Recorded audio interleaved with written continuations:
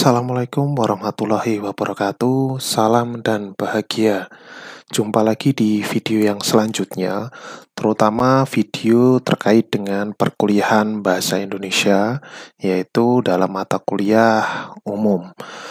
Setelah kemarin kita mempelajari bersama-sama terkait dengan penulisan, kemudian terkait dengan sistematika, seperti yang sudah saya ungkapkan di pertemuan-pertemuan yang telah lalu, bahwa mata kuliah bahasa Indonesia ini lebih ditujukan untuk penulisan karya tulis ilmiah.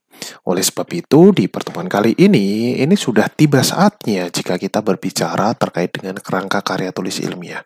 Jadi, dalam menulis karya ilmiah, kita tidak hanya memperhatikan bagaimana menulis dengan baik dan benar. Karena di dalam karya ilmiah, yang selanjutnya yang perlu kita pertimbangkan dan menjadi hal yang penting, kita memperhatikan bagaimana sistematika dalam menulis sebuah karya ilmiah. Baik itu dalam skripsi, tesis, artikel, ataupun misalkan teman-teman ilmiah untuk S3 atau disertasi. Seluruhnya itu memiliki struktur-struktur yang perlu kita perhatikan secara baik-baik. Karena bisa jadi kita sudah mampu menulis dengan baik dan benar, tapi jika kita tidak menaati struktur ataupun kerangka dalam menulis karya ilmiah, maka karya ilmiah kita ini bisa jadi tidak akan dipertimbangkan oleh banyak orang. Bahkan di dalam jurnal-jurnal saja, saat ini sebelum mereka kita memasukkan kemudian tulisan kita di-review atau dibaca oleh mitra bestari, tulisan kita itu pasti akan dicek template-nya. Kalau template kita itu tidak sesuai, ya sudah pasti artikel yang sudah kita buat, langkah pertama itu sudah pasti tidak akan pernah lolos. Jadi, template ataupun kerangka karya tulis ilmiah ini menjadi unsur wajib yang tidak boleh kita sepelekan keberadaannya, karena ini menjadi unsur pokok yang harus kita perhatikan dengan sangat.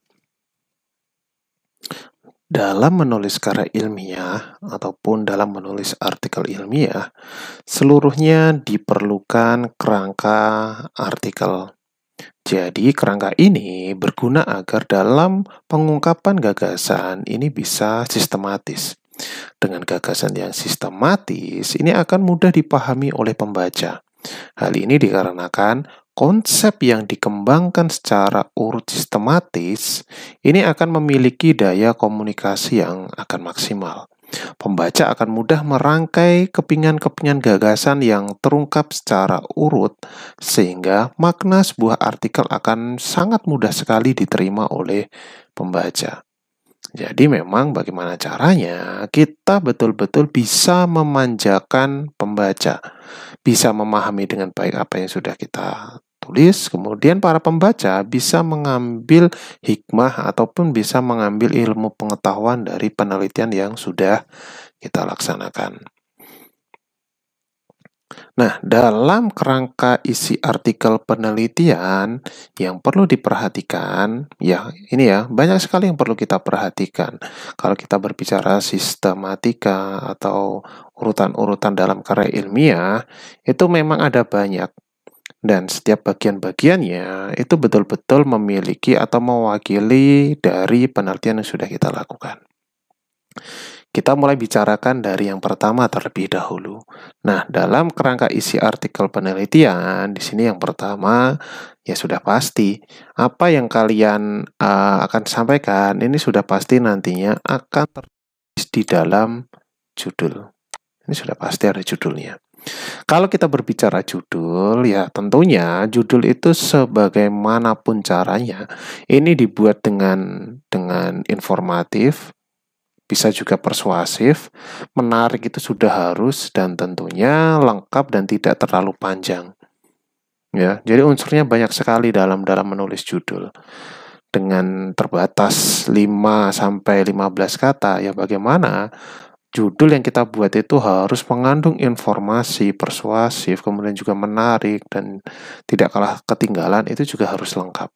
Meskipun hanya diramu dalam ya 5-15 kata. Karena kalau judulnya terlalu panjang, ya itu pasti tidak akan menarik. Jadi unsur kemenarikannya itu sudah tidak akan masuk. Kemudian, judul juga memuat atau mencerminkan variabel-variabel yang diteliti. Jangan sampai judul dengan isinya itu berbeda, itu jangan sampai.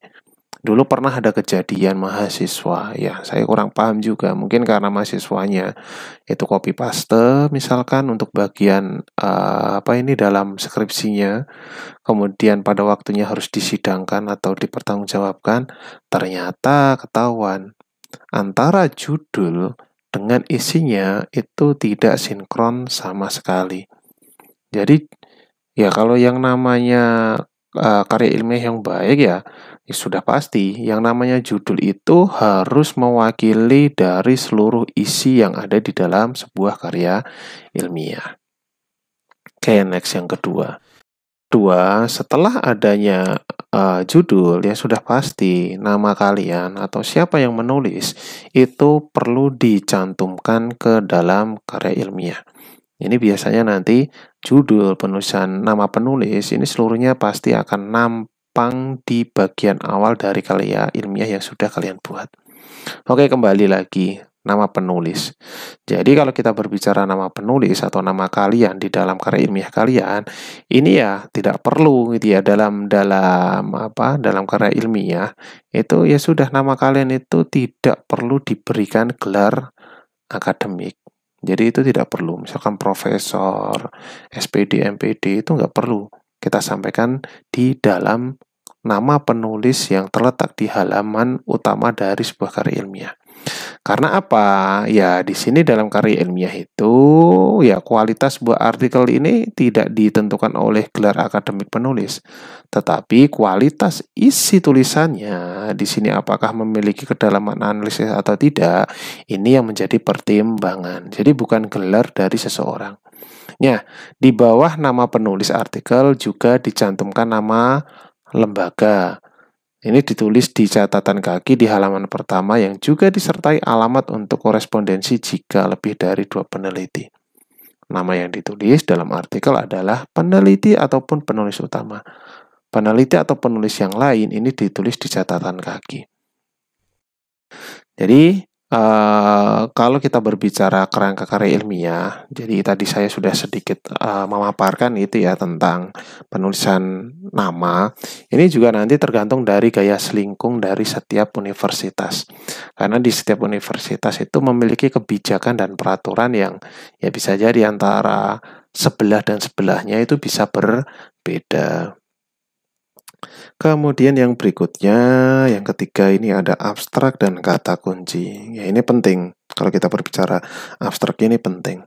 Karena ya kalau misalkan kalian diminta untuk mencari referensi, ya paling enak kalau kalian menemukan beberapa referensi yang dicurigai itu bisa digunakan untuk teori, ya tentunya kalian tidak perlu membaca seluruh bagian dari buku yang sudah kalian peroleh. Kemudian bagaimana caranya? Ya silakan teman-teman telusuri pada bagian abstrak.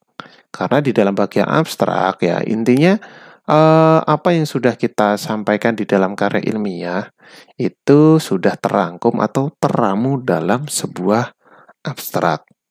Biasanya abstrak itu tidak disusun terlalu banyak kok. Nggak sampai 1 halaman penuh, apalagi sampai 2 halaman penuh. Biasanya cuma 1 atau setengah halaman saja biasanya itu sudah cukup. Nah, abstrak dan kata kunci ini ditulis ringkas dan padat yang berisi tentang ide-ide yang paling penting. Entah dari bab per babnya, itu yang penting. Bukan. Nah, dalam abstrak ini biasanya memuat beberapa bagian. Yang pertama di sini ada yang memuat masalah atau tujuan dari penelitian.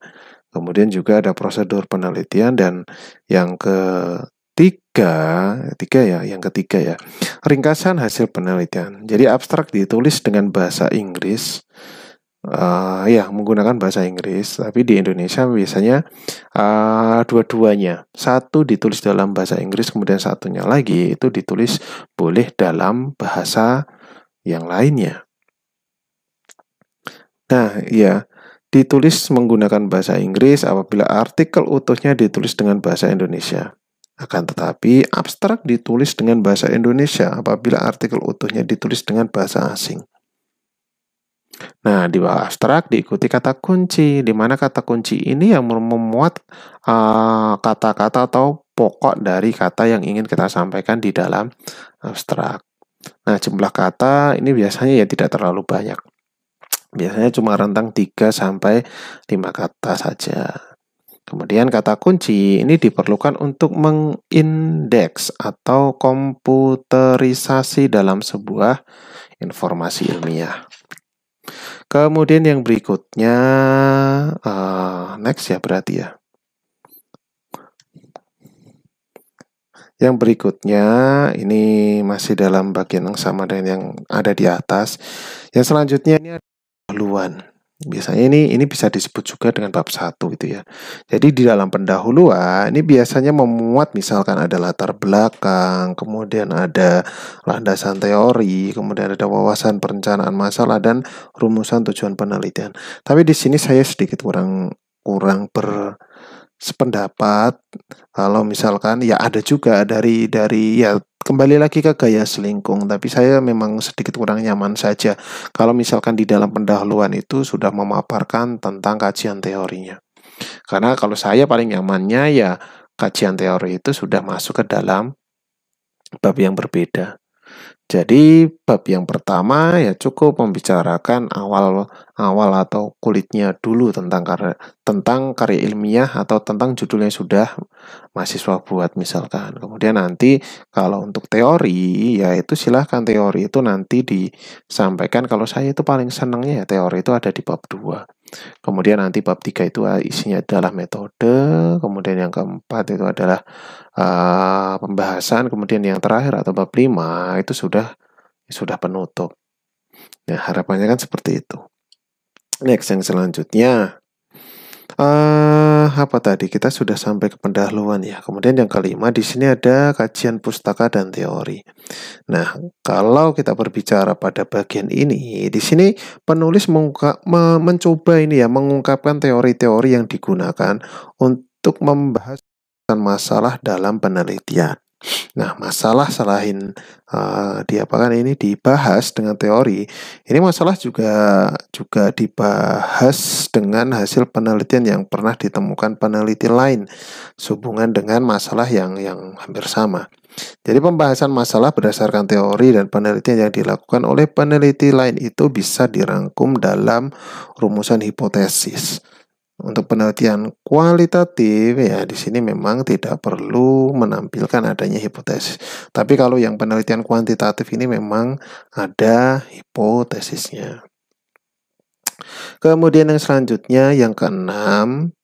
Nah, pada bagian ini bisa juga disebut dengan bagian metode. Jadi dibuat secara ringkas dalam bentuk alinea yang memuat, yang pertama di sini ada memuat desain penelitian, kemudian populasi dan sampel atau sumber data, kemudian yang berikutnya yang terakhir teknik pengumpulan data. Jadi ya bagaimana data dikumpulkan dan teknik analis data ya apa yang akan digunakan. Kemudian yang ketujuh, setelah tadi kita membicarakan metode ya. Kemudian yang ketujuh, nah ini apa ya istilahnya? Ini adalah hasil dari apa yang sudah kita perjuangkan dan yang sudah kita luangkan waktunya gitu ya. Karena di dalam nomor 7 ini ya kita tentang hasil penelitian. Ya kita berbicara hasil kan di sini.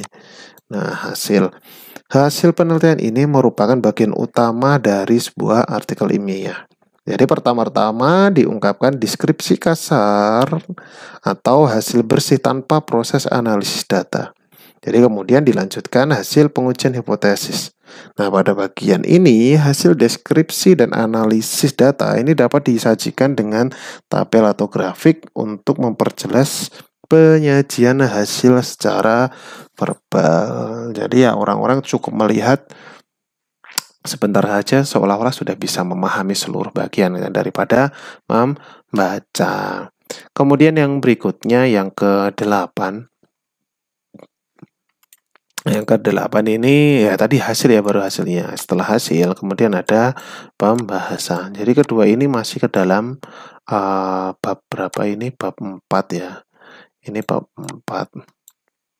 Oke, yang ke-8, pembahasan. Jadi dalam pembahasan ini ya berisi bagian terpenting dari keseluruhan isi artikel ilmiah.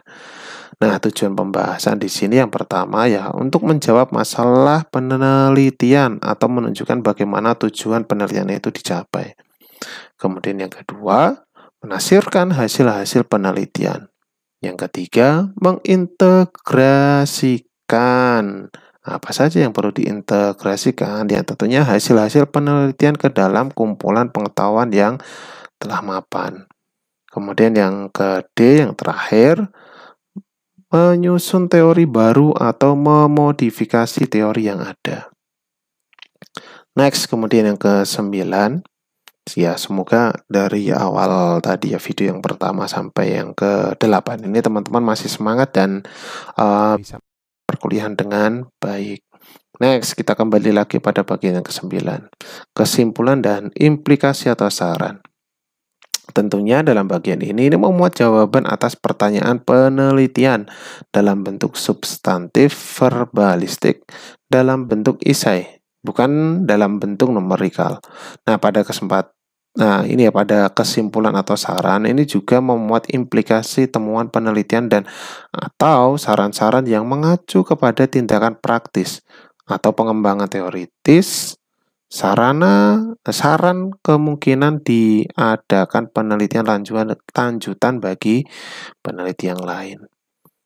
Next, yang terakhir ini ada daftar rujukan. Jadi rujukan harus lengkap sesuai dengan rujukan dalam teks dan konsisten.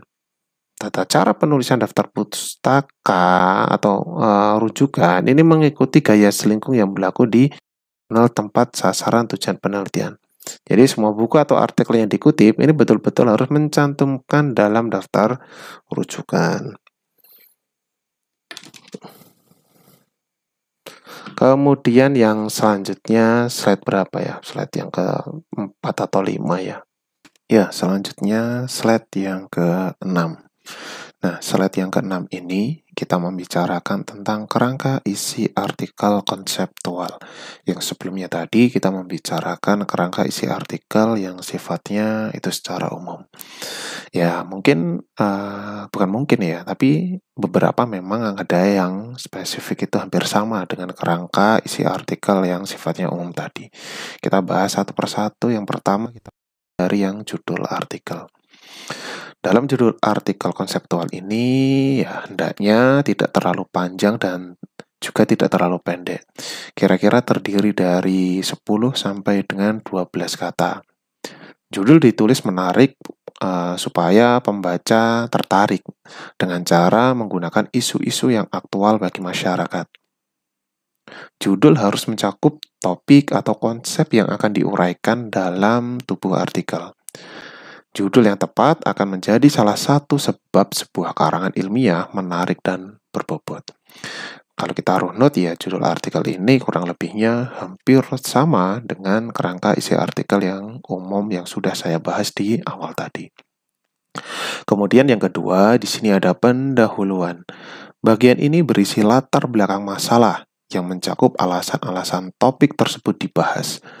Deskripsi hasil pengamatan secara umum, kemudian ada identifikasi masalah, rumusan masalah, kemudian ada tujuan pembahasan walaupun tidak diungkapkan secara eksplisit. Kemudian pentingnya topik atau konsep tersebut itu dibahas. Yang ketiga, ada pembahasan masalah. Bagian ini berupa bahasan topik yang telah diungkapkan dalam rumusan masalah.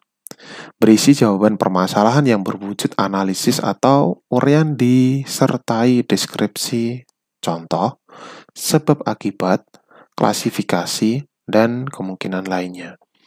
Kemudian yang keempat, di sini bagian penutup. Nah, penutup ini berisi simpulan dan saran. Simpulan harus relevan dengan judul yang sudah kalian tawarkan di awal.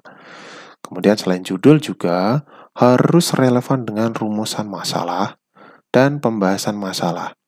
Jadi bisa dikatakan bahwa kalau misalkan rumusan masalah itu jumlahnya ada 3, maka di dalam simpulan ini tentunya juga harus ada 3 macam.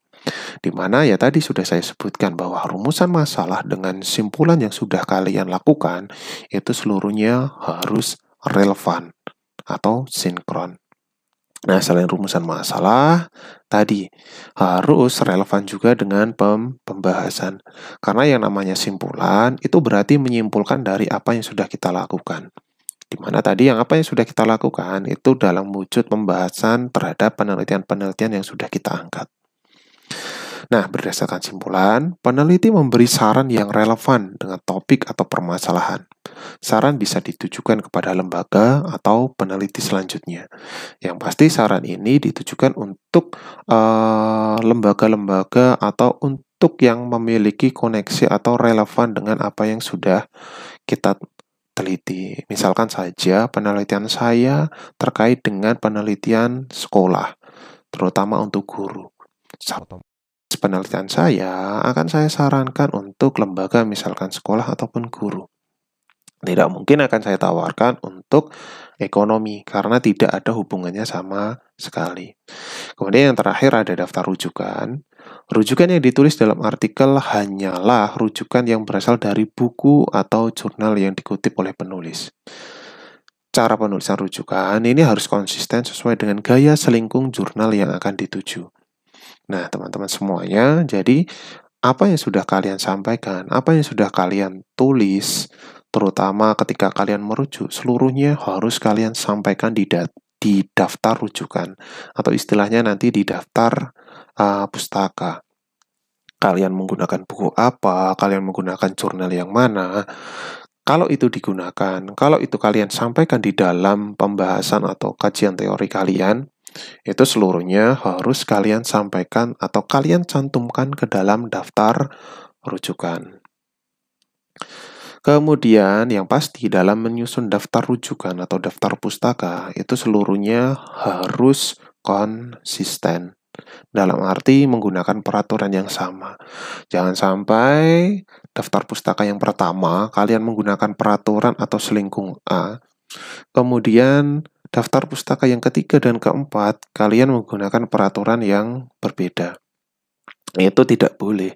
Jadi seluruhnya harus konsisten. Kalau kalian yang pertama menggunakan gaya selingkung dari UST, ya seluruhnya dari awal sampai akhir, selingkung UST itu wajib dan harus kalian gunakan. Oke, next. Yang selanjutnya. Pada slide ini kita membicarakan tentang kerangka karya ilmiah skripsi. Yang sudah pasti, skripsi ini nanti akan kalian kerjakan.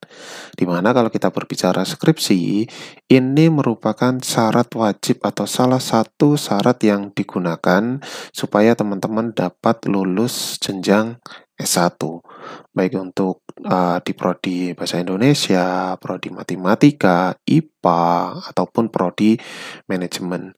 Jadi meskipun teman-teman memperoleh nilai yang bagus, misalkan di teori atau di mata kuliah yang lain, tapi kalau teman-teman tidak atau belum mengerjakan atau menyelesaikan skripsi, ya otomatis teman-teman belum sah secara layak lulus S1.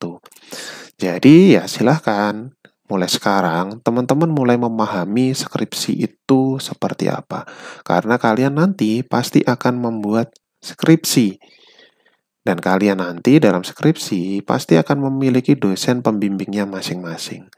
Jadi saya harapkan seperti dalam materi yang sudah saya sampaikan kemarin, teman-teman memiliki motivasi dan disiplin yang tinggi dalam mengerjakan skripsi.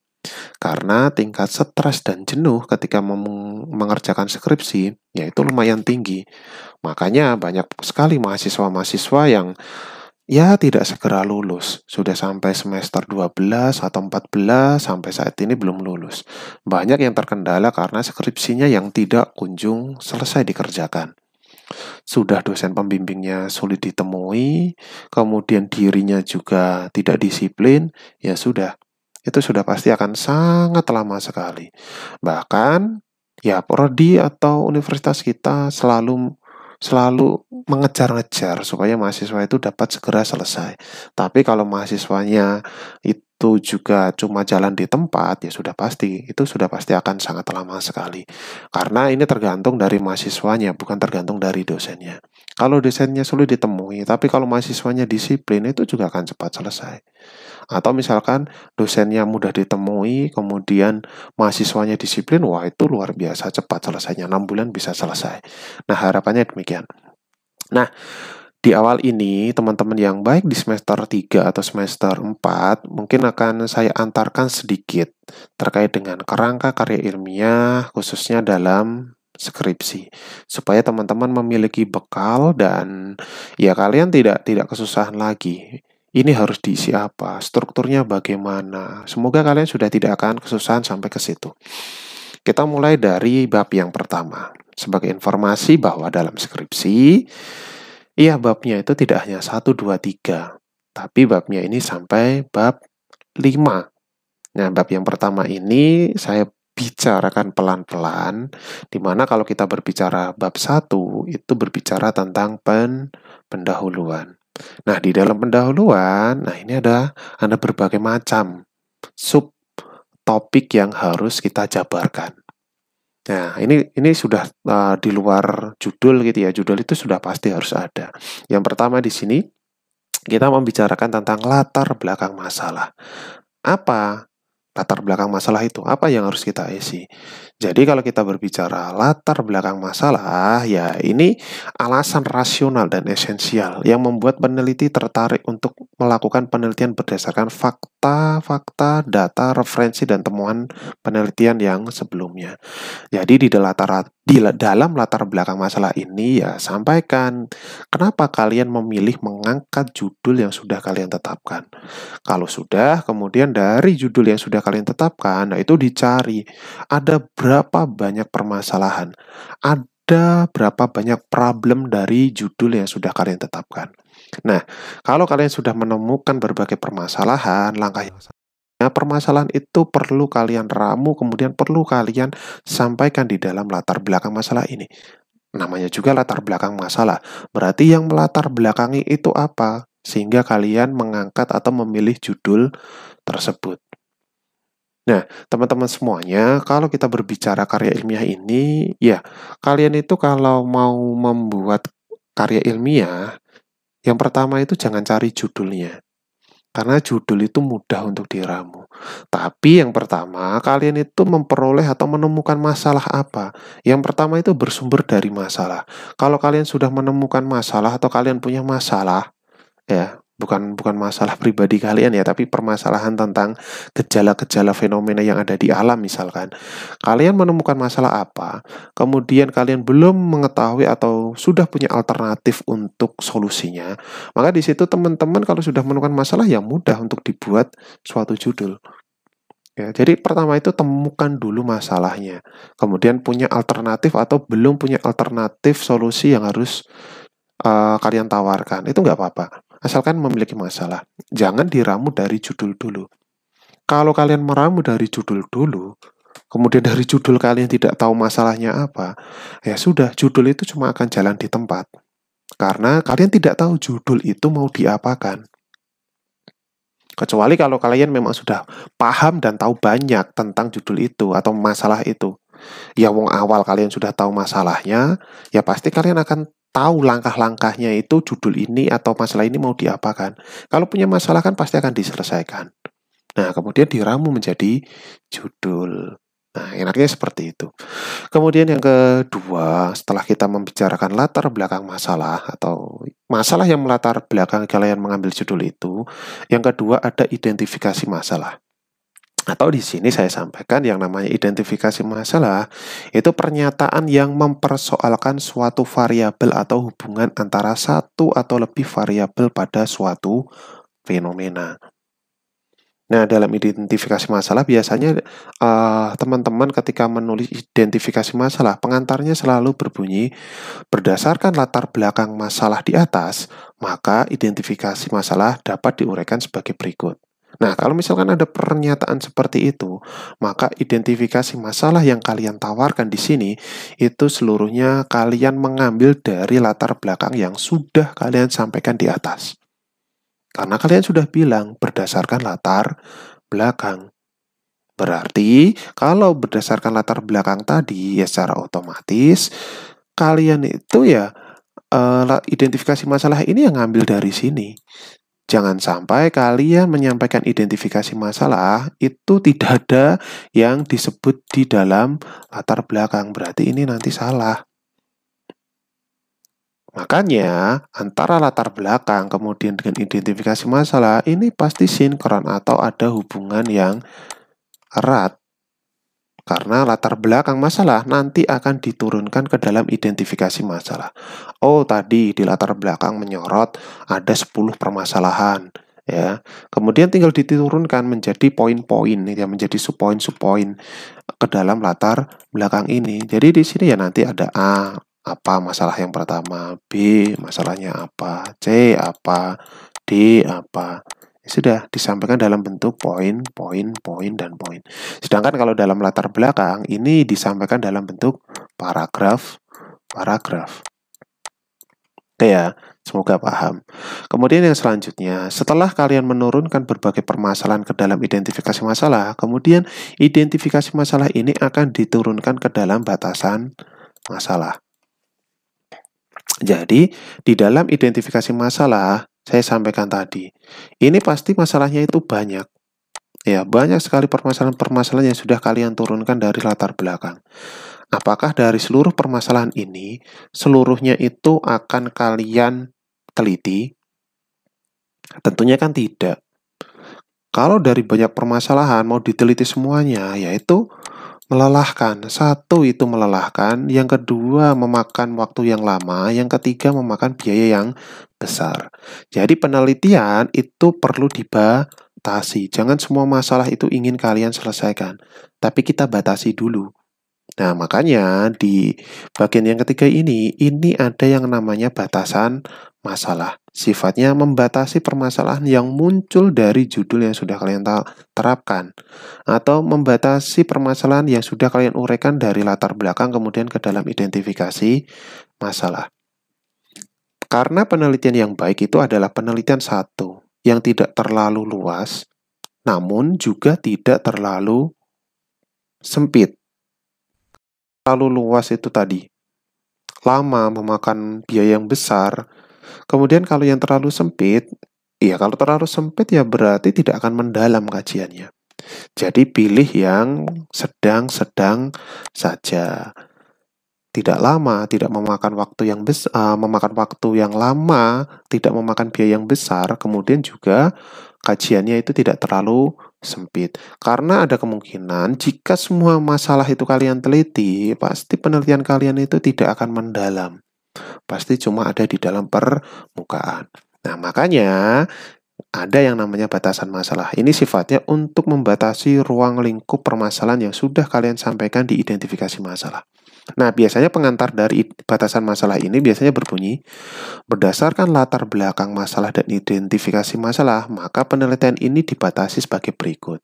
Nah, otomatis batasan masalah ini juga sama, mengambil dari bagian ini dan ini. Di mana kalian mau membatasinya itu di mana? Nah, jadi ya harapannya nanti sedang-sedang saja penelitiannya. Jadi kalian nanti bisa fokus dan apa yang kalian angkat ke permukaan itu mendalam dan bisa menyelesaikan sampai ke akar-akarnya. Nah, ini baru bab 1. Oh, tunggu dulu. 1, 2, 3 ini masih bagian kecil dari bab 1. Karena di dalam pendahuluan masih ada beberapa lagi. Ya, masih bab 1. Nah, kemudian yang keempat, di dalam pendahuluan, setelah tadi ada rumusan masalah, gitu ya, ada rumusan masalah. Kok rumusan masalah? Apa tadi? Batasan masalah ya. Setelah ada batasan masalah, setelah masalah itu dibatasi, baru permasalahan itu bisa kalian rumuskan. Ya, dirumuskan. Apa sih yang ingin kalian angkat? Apa sih yang ingin kalian ungkap? Nah, ini masuk ke dalam rumusan masalah. Di dalam rumusan masalah ini ya nantinya berupa pernyataan-pernyataan mengenai kejadian. Ini disusun dalam bentuk kalimat tanya yang diuraikan secara sederhana, singkat, padat, dan jelas. Jadi, ya ini nanti bentuknya adalah kalimat tanya. Ya. Jadi, jangan disusun dalam bentuk berita, apalagi perintah. Ya, jadi teman-teman nanti kalau ada soal atau apa, ya sampaikan. Ya. Kalau disusun dalam bentuk kalimat tanya itu bagian mana? Ya sudah pasti dalam karya ilmiah itu wujudnya adalah rumusan masalah. Nah, di dalam rumusan masalah ini ya biasanya cuma ada 3 A, B, C. 1 permasalahannya apa, 2 permasalahannya apa, 3 permasalahannya apa. Kan disampaikan. Tidak usah terlalu banyak juga, cukup ya 3 saja lah. Saya menyarankan 3 saja. Atau misalkan sampai 5 boleh. Ya. Misalkan sampai 5 boleh. Tapi sudah sampai 5 saja, ini sudah paling mentok, sudah sangat banyak. Karena kalian menyusun tiga rumusan masalah saja, ini nantinya ini kalian akan jabarkan sampai bisa jadi sampai beratus-ratus halaman, bisa sampai 150, 250, bisa jadi lebih dari itu. Maka rumusan masalah tidak usah terlalu banyak, daripada nanti kalian melantur kemana-mana, tidak fokus, kemudian tidak mendalam, ya tentunya silakan dibatasi maksimal 3 saja. Kemudian yang berikutnya, yang E, ini ada tujuan penelitian. Ya disampaikan juga, tujuan penelitian yang kalian lakukan itu untuk apa? Karena yang penelitian yang baik itu pasti memiliki tujuan. Salah satunya untuk mengatasi persoalan atau ingin memberikan solusi terhadap permasalahan yang ada. Nah, tujuan penelitian ini, kalau misalkan di dalam rumusan masalah ini nanti yang diangkat ada 3, maka di dalam tujuan ini nantinya juga sama, ada 3. Dan seluruhnya, ketiga-tiganya, ini harus relevan dengan rumusan masalah. Misalkan rumusan masalah yang pertama berbunyi, gitu ya, bagaimana hubungan antara A dan B, misalkan. Misalkan rumusan yang pertama gitu ya. Maka tujuan yang pertama ini pasti bunyinya adalah mendeskripsikan tujuan antara A ya, untuk ini ya, untuk mengetahui hubungan antara A dan B. Misalkan yang B, dan bagaimana hubungan antara C dan D, misalkan. Ya, nantinya di tujuan yang kedua, ini pasti nantinya akan berbunyi untuk mengetahui hubungan antara C dan D. Kemudian yang C, misalkan, untuk bagaimana hubungan antara E dan F, misalkan. Nah, maka di tujuan ini nantinya akan untuk mengetahui hubungan antara C dan D. Atau E dan F, sorry, itu ya. Nah, jadi kalau dalam rumusan masalah ini diuraikan dalam bentuk kalimat tanya, nah, kalau di tujuan diuraikan dalam bentuk kalimat berita. Jadi kalau kalian menyusunnya itu dalam bentuk kalimat berita, ya sudah pasti itu bukan rumusan masalah, tapi tujuan penelitian. Kemudian yang terakhir nanti ada manfaat penelitian. Nah, kalau kita berbicara manfaat penelitian, ya ini berarti potensi yang bisa diperoleh oleh pihak-pihak tertentu setelah penelitian kamu selesai. Jadi ya tentunya tadi hampir sama seperti yang saya sampaikan di awal. Ya manfaat penelitian ini ya nantinya manfaat terdekat itu pasti untuk masyarakat yang misalkan kalau kalian ekonomi ya berarti di perusahaan ekonomi atau di ekonom atau di akuntan itu jauh lebih bermanfaat untuk mereka dibandingkan untuk siswa, guru, tukang beca atau untuk pengangguran. Nah, itu jelas tidak akan ke situ. Nah, dalam manfaat ini nanti dijabarkan ini ada 2 macam. Yang pertama ada manfaat untuk teori atau manfaat teoritis gitu ya. Kemudian yang B adalah untuk manfaat praktis. Untuk manfaat praktis. Nah, kalau dalam manfaat teoritis ini, ya namanya teoritis berarti penelitian kalian ini di dalam skripsi itu bermanfaat tidak untuk teori milik kalian sendiri. Misalnya, saya berbicara tentang bahasa Indonesia. Nah, dalam bahasa Indonesia ini ada nggak manfaatnya untuk bahasa Indonesia itu sendiri, ada atau tidak? Kalau ada, ya disampaikan. Ya, ini memang harus ada, ya harus disampaikan. Manfaat teoritisnya apa? Kalau kalian ekonomi atau kalian matematika atau IPA, ya manfaat manfaat penelitian kalian yang tentang IPA tadi itu bermanfaat untuk IPA-nya di mananya, ya. Jadi itu harus disampaikan. Kemudian yang selanjutnya, yang kedua ada manfaat praktis. Nah, manfaat praktis ini berarti manfaat secara umum. Yang pertama, misalkan manfaat untuk pembaca itu apa? Yang B, manfaat untuk kalangan umum itu apa? Yang C, misalkan di ekonomi, manfaat untuk akuntan itu untuk apa? Kemudian misalkan penelitiannya itu dikhususkan untuk pendidikan, manfaat untuk guru apa? Siswa apa? Untuk pemerintah terkait apa? Nah, itu harus disampaikan. Nah, di sini bab 1 sudah selesai. Jadi, di dalam bab 1 itu membicarakan 6 pokok permasalahan. Yang pertama tadi ada latar belakang masalah, kemudian ada identifikasi masalah. Setelah diidentifikasi, baru dibatasi. Setelah dibatasi, baru bisa dirumuskan. Kalau sudah bisa dirumuskan, berarti memiliki tujuan. Nah, kalau sudah tahu tujuannya, pasti ini memiliki manfaat. Manfaatnya untuk siapa? Nah, jadi dari bab 1 ini yang ada 6 komponen ini, seluruhnya terhubung satu sama lain. Jadi jangan sampai rumusan masalah tidak cocok dengan tujuannya, tidak cocok dengan manfaat penelitiannya, atau di awal tadi tidak cocok dengan latar belakang, berarti bab 1-nya salah. Nah ya, nanti kalian akan pengalaman sendiri di dalam bab 1. Nanti biasanya ada yang bingung, wah ini saya sudah ganti seperti ini, saya sudah mengikuti saran dosen seperti ini, tapi kok salah, yang salah gitu ya. Yang salah siapa? Yang salah kalian sendiri, kalian tidak memahami dari bagian per bagiannya. Selanjutnya, bab yang kedua. Di bab yang kedua ini, ya tentunya sedikit lebih susah atau sedikit lebih tricky dibandingkan bab yang pertama tadi.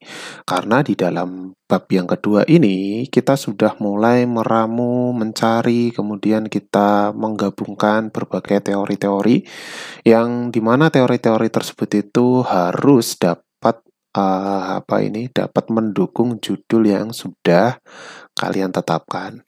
Makanya saya sampaikan di pertemuan yang lalu. Sebelum selain memiliki disiplin yang tinggi, karya ilmiah ini juga memberikan manfaat kepada kalian, yaitu dalam hal membaca. Karena mau tidak mau, dalam menyusun karya ilmiah, kalian harus membaca. Bisa membaca buku, membaca jurnal, membaca artikel, ataupun membaca hal-hal yang itu kalian anggap cocok dengan judul kalian. Karena dalam membuat karya ilmiah, ya teori itu kalian dapatkan dari mana kalau kalian tidak membaca. Dan mau tidak mau kalian harus disiplin dalam mencari, dalam meramu, kemudian kalian tetapkan mana kira-kira yang bisa digunakan untuk mendukung judul yang sudah kalian tetapkan. Oke, di dalam bab yang kedua ini adalah bab tentang kajian pustaka dan teori. Di mana tidak hanya di dalam bab 1 yang hanya terdiri dari 6, nah ini juga terdiri dari beberapa hal yang perlu kalian uraikan dan perlu kalian sampaikan dengan benar. Saya sampaikan satu persatu ya secara pelan-pelan saja. Yang pertama di sini ada kajian teori. Namanya saja kajian teori. Berarti teorinya apa? Nah, kalau kita berbicara kajian teori, berarti di sini segala hal sesuatu informasi tertulis atau teori dan hasil-hasil penelitian yang relevan dengan variabel atau masalah yang diteliti. Cara gampangnya, relevan dengan judul yang sudah kalian tetapkan di dalam penelitian. Nah, dalam kajian teori tadi, ya ini pasti nanti benang merahnya itu banyak. Kalian menggunakan misalkan 20 buku misalkan. Kemudian nanti kalian selain 20 buku, kalian tambah dengan jurnal sebanyak 150 jurnal misalnya. Nah, nanti ini kan totalnya ada berapa ini? 170 ya. Nah, dari 170 ini, nah ini nanti masuk ke dalam daftar pustaka seluruhnya. Jadi harus disampaikan semuanya. Jadi nanti ada benang merahnya. Nah, jadi teman-teman, silahkan kalian cari teori-teori yang sesuai dengan judul kalian atau yang sesuai dengan variabel yang kalian teliti. Silahkan, paling mudah itu kalian mencari lewat jurnal artikel yang terbit di internet.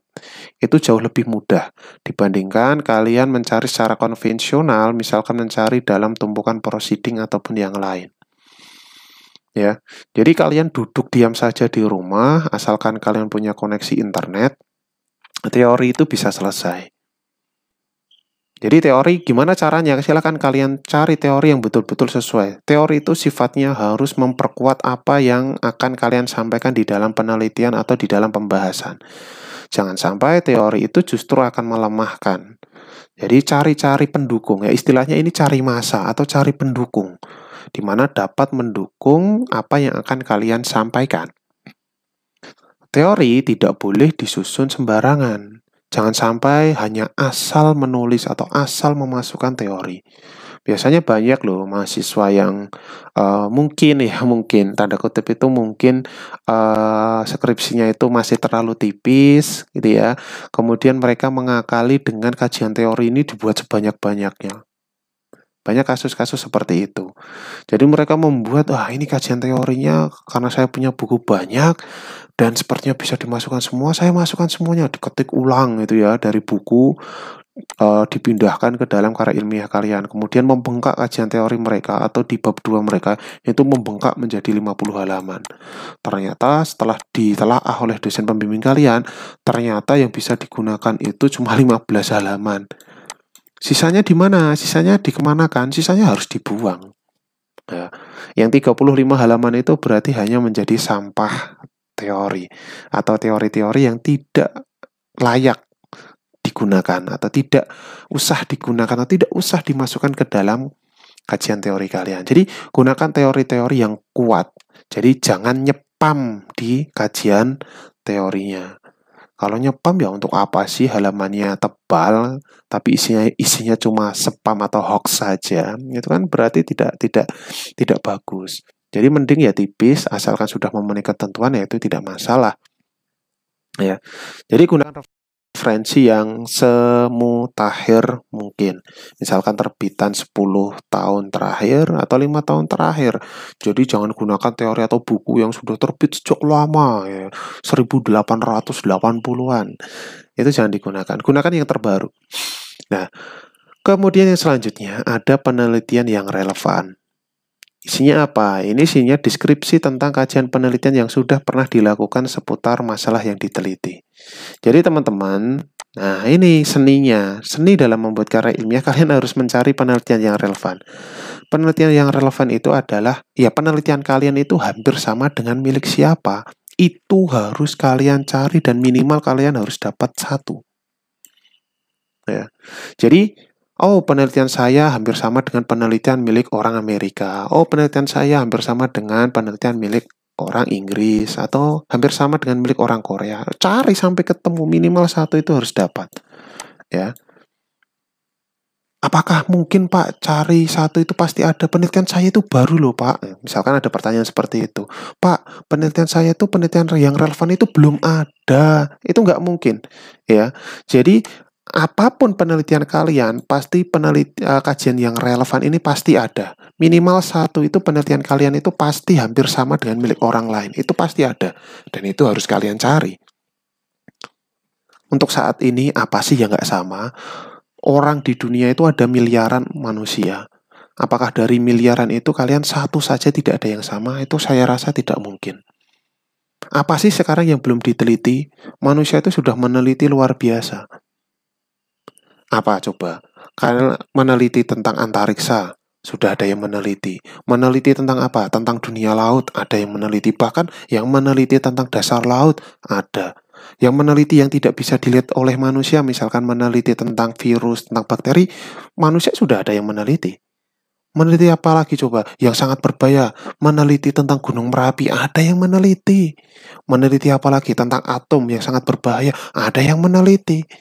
Apalagi kok cuma sistem reproduksi, cuma ekonomi, cuma aljabar, cuma-cuma, ya itu pasti ada yang meneliti, sudah pernah ada yang meneliti.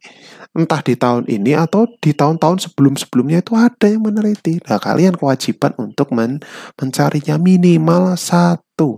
Ya, penelitian itu sudah ada miliaran. Apakah dari miliaran itu satu pun nggak ada yang sama dengan milik kalian? Itu saya rasa tidak mungkin. Jadi di penelitian yang relevan ini minimal satu kalian harus dapat, syukur-syukur ya ada dua atau ada tiga sebagai pembandingnya. Nah, kalau kalian sudah dapat itu ya, kalau sudah dapat, langkah yang selanjutnya kalian harus membandingkan penelitian kalian ini dengan penelitian milik orang lain yang sudah kalian temukan tadi. Sampaikan persamaannya di mana dan perbedaannya di mana. Persamaan dan perbedaan ini harus ada. Ya, harus ada. Kalau sama semua ya untuk apa? Kalau penelitian kalian itu sudah sama dengan milik orang lain 100%, ya untuk apa diteliti lagi kalau sudah sama? Karena hasilnya sudah kelihatan. Ya. Kemudian kalau misalkan beda seluruhnya boleh atau tidak, Pak? Ya nggak boleh. Kalau beda semuanya ya berarti sudah tidak relevan gitu ya. Jadi kalian harus bisa menyampaikan persamaan dan perbedaan penelitian kalian dengan penelitian milik orang lain. Kalau sama semua ya untuk apa? Kalau beda semua ya nggak relevan, gitu saja. Itu harus disampaikan semuanya. Silakan dicari ya. Kemudian yang berikutnya ada kerangka pikir. Nah, kerangka pikir ini berbicara tentang gambaran yang berupa konsep yang di dalamnya itu menjelaskan mengenai suatu hubungan antara variabel yang satu dengan variabel yang lainnya. Jadi di sini nanti kalau penelitian kalian itu ada hipotesisnya, berarti ini nanti ada sangkut pautnya dengan hipotesis kalian. Misalkan penelitian antara mencari hubungan antara A dan B. Kemudian mencari hubungan B dengan C misalkan. Kemudian mencari hubungan C dengan D misalkan. Ini kan mencari hubungan. Nah, di dalam kerangka pikir ini ya disampaikan ya. Tapi belum penelitian. Disampaikan oleh kalian hubungan mereka itu seperti apa, ya. Oh, ternyata A itu memiliki hubungan dengan B. Oh, ini juga memiliki hubungan. Oh, ini juga memiliki hubungan. Lah, buktinya apa kok memiliki hubungan? Sampaikan dengan teori. Ini hubungannya di mana? Oh, ini ada di teori. Ada teori yang menyampaikan bahwa B itu memiliki hubungan dengan C karena apa. Oh, ternyata C dan D ini juga memiliki hubungan. Hubungannya apa? Teorinya mana yang menyebutkan seperti itu? Tapi ingat, ini belum melakukan penelitian. Nah, peta konsep ini disampaikan ke dalam kerangka pikir. Jadi hubungan antar variabel itu yang seperti apa hubungannya ini disampaikan. Nah, tapi apa hubungannya seperti ini? Ini nantinya yang akan kita uji di dalam penelitian. Apakah hubungan ini memang senyatanya memang memiliki hubungan yang kuat atau malah tidak memiliki hubungan sama sekali. Nah, itu nanti yang harus kalian sampaikan di dalam penelitian yang nantinya ujungnya akan jadi sebuah pembahasan yang nantinya akan kalian simpulkan. Kemudian di dalam bab 2 yang terakhir ada yang namanya hipotesis penelitian. Oh, sorry, tadi saya menyebutkan hipotesis di sini ya. Nah, hipotesis itu ya ada di sini. Ya. Jadi hipotesis itu apa? Hipotesis itu jawaban sementara akan hasil penelitian. Ya, jadi di sini tidak perlu disampaikan menggunakan teori. Sampaikan saja A memiliki hubungan dengan B, B memiliki hubungan ini memiliki hubungan ini memiliki hubungan ini, A, B, C, D. Ini sudah disampaikan dalam bentuk poin-poin gitu saja.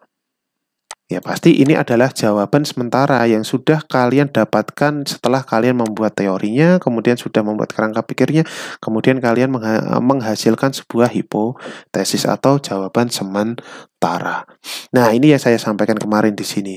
Kalau hipotesis kalian itu tidak terbukti, kenyataan kalian menyampaikan hipotesis itu menyampaikan ada hubungan.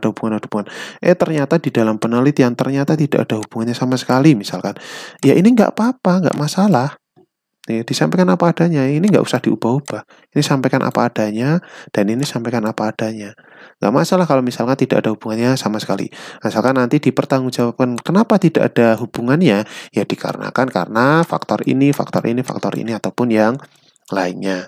Ya, jadi ini hipotesis ataupun jawaban sementara. Jadi hipotesis ini nanti adanya di penelitian yang kuantitatif. Biasanya kalau yang kualitatif itu tidak ada Biasanya loh ya. Tapi biasanya juga ada sih kalau kalian tinggal mengikuti gaya selingkung atau peraturan dari mana. Kalau di UST biasanya itu hipotesis untuk penelitian yang kualitatif itu tidak ada. Jadi kalau memang tidak ada ya tidak usah kalian sampaikan. Apalagi kalau misalkan ada, ya itu yang harus disampaikan. Jangan sampai tidak diperlukan malah kalian adakan, yang diperlukan malah ditiadakan juga. Nah, itu kan kacau kalian ya. Gitu ya. Jadi hipotesis adalah jawaban sementara yang hasilnya nanti akan diuji di dalam penelitian, kemudian akan jadi di dalam pembahasan. Oke teman-teman semuanya, mungkin video pada kesempatan kali ini sudah terlalu panjang ya. Jadi untuk bab yang selanjutnya akan saya sampaikan di pertemuan yang akan datang. Ternyata cuma menyampaikan sampai ke bab 2 saja ini sudah terlalu panjang. Kemudian di pertemuan yang selanjutnya masih ada bab 3, bab 4, dan bab kelima. Mungkin akan saya tambah dengan materi berikutnya, atau bisa juga saya berikan contoh untuk kerangka karya ilmiah dalam bentuk yang lain, misalkan dalam artikel atau skripsi yang sesungguhnya ataupun yang lainnya. Oke teman-teman semuanya, semoga apa yang sudah saya paparkan di pertemuan kali ini sanggup memberikan gambaran atau pemahaman kepada teman-teman seluruhnya. Semoga teman-teman ketika menyusun tidak ada hambatan dan seluruhnya bisa berjalan lancar. Terima kasih. Cukup sampai sekian video kali ini. Saya akhiri. Salam dan bahagia.